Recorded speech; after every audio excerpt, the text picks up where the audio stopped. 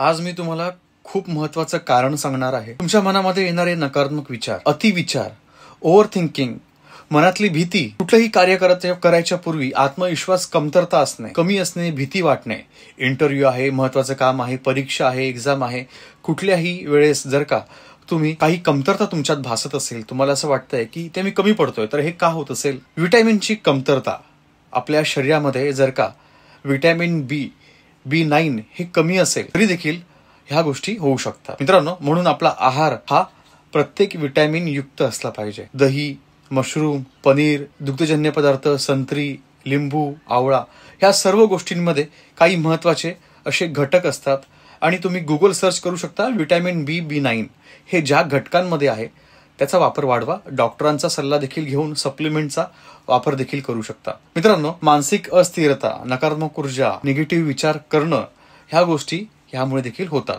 आणि आता उन्हाळ्याचे दिवस आहेत, तुम्हाला वाटतंय निगेटिव्हिटी कमी व्हावी, विचारांमध्ये पॉझिटिव्हिटी वाढी, तर सकाळ सकाळी उठून झाडांना नक्कीच पाणी द्यावं. आपल्या ह्या उन्हाळ्याच्या काळामध्ये जो उन्हाचा पारा आहे, उष्णता खूप जास्त प्रमाणात वाढणार आहे. म्हणून आपल्या टेरेसवरती, आपल्या गॅलरिंगमध्ये, आपल्या घराच्या आवारामध्ये तुम्ही मातीच्या भांड्यात, काचेच्या भांड्यामध्ये नक्कीच पाणी ठेवून द्या पक्ष्यांसाठी, प्राण्यांसाठी.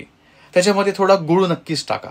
म्हणजेच पक्षी जर का ते पाणी पित असतील तर त्यांना ग्लुकोज देखील मिळेल. त्याच्यामुळे पक्ष्यांचे मृत्यू देखील टळले जातील. मोकळ्या मैदानामध्ये धान्य, कडधान्य नक्कीच पक्ष्यांसाठी टाकत जा. धन्यवाद.